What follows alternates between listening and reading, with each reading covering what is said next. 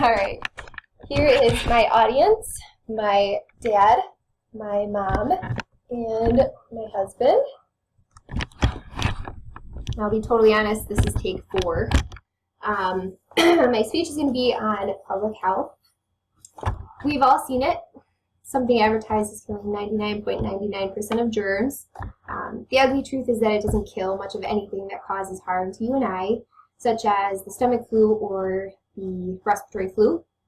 99.9% of germs could be anything minor, none of the major things. We all know that germs spread very easily. Contact surfaces like door handles, respiratory droplets if somebody sneezes nearby you. It's easy to get sick.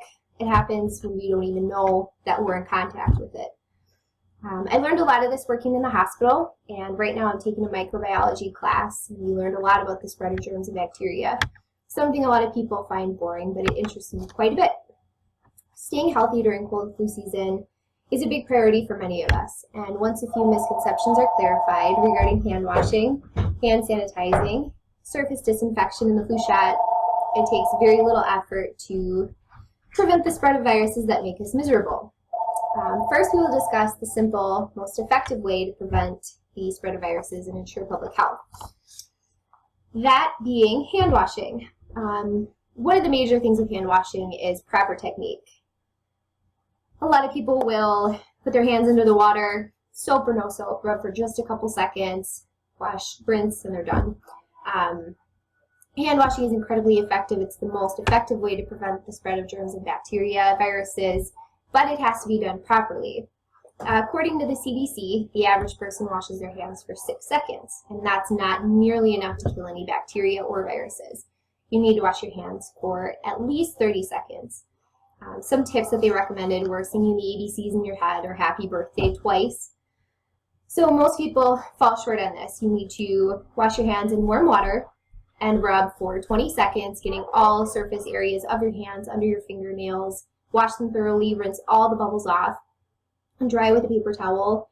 And you need to make sure that you don't touch the sink handles afterwards, otherwise you're reinfecting your hands with the bacteria that you're washing off in the first place.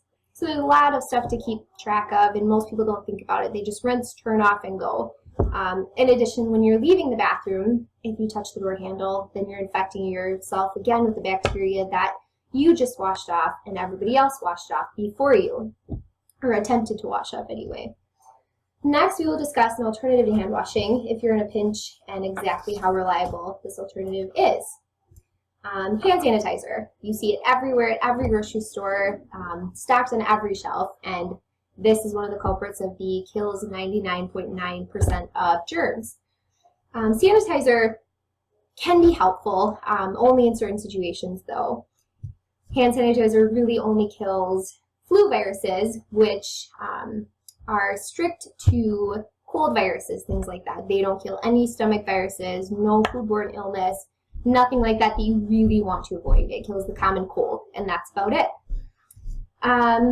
Another thing to take into consideration is the concentration percentage.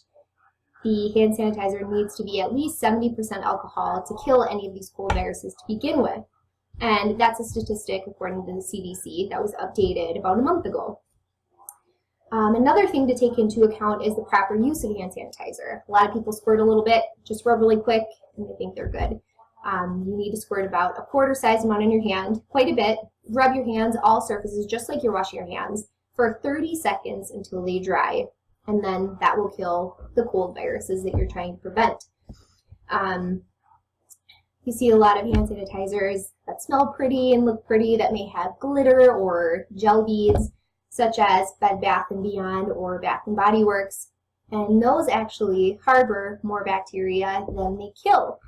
So make sure that it's a good option before you use that, and make sure that you really can't wash your hands. Even with proper hand disinfection, the threat of many terrible pathogens remains significant on surfaces of things we touch every day, which is going to be our next topic. Surface disinfection is just as important as washing your hands. Lysol, for one, is something that everybody has in their house. And again, another culprit of the kills 99.9% of germs. It's not all that helpful. So here I have a visual that I'm going to bring up. Just give me a second here. Okay, so here's an example of some cultures that were taken of the stomach flu, which is the norovirus. There's a dirty slide and then a clean slide and then different disinfectants. On the bottom is Lysol, the kind that you probably have in your cupboard, that I know I do. As you can see, it does not kill any of the stomach viruses even after 10 minutes. So a lot of people think 99.9% of germs and bacteria.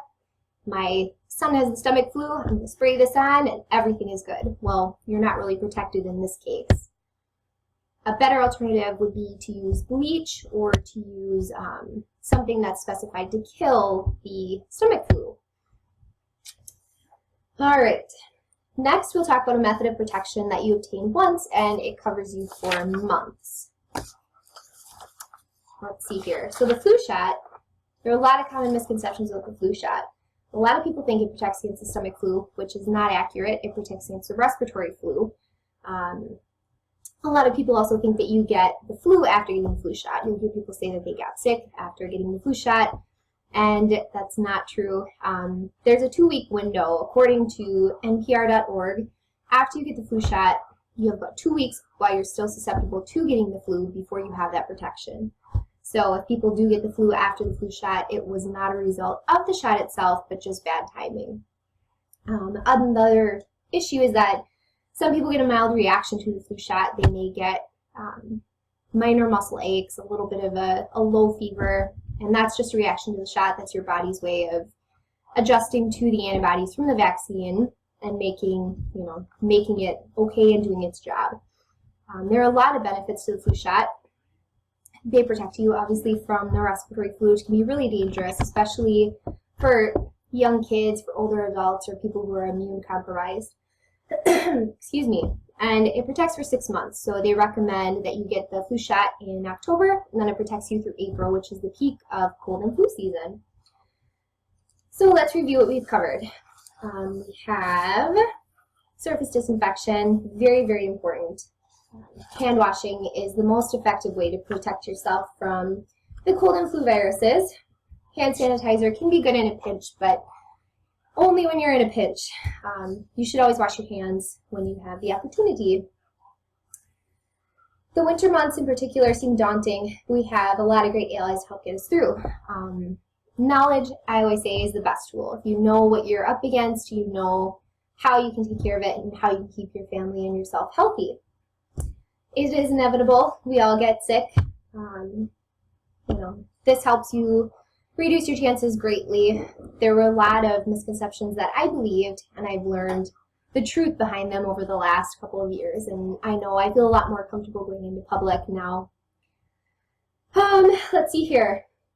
We have great medicine today, which has helped us to discover all of the ins and outs of how bacteria grow, how bacteria reproduce, how we catch them, and how to prevent them, and most importantly, how to kill them. So the next time you grab a bottle of Lysol or hand sanitizer, remember that there are different ones to conquer different germs, and this will give you the best chances for staying healthy during the cold and flu season.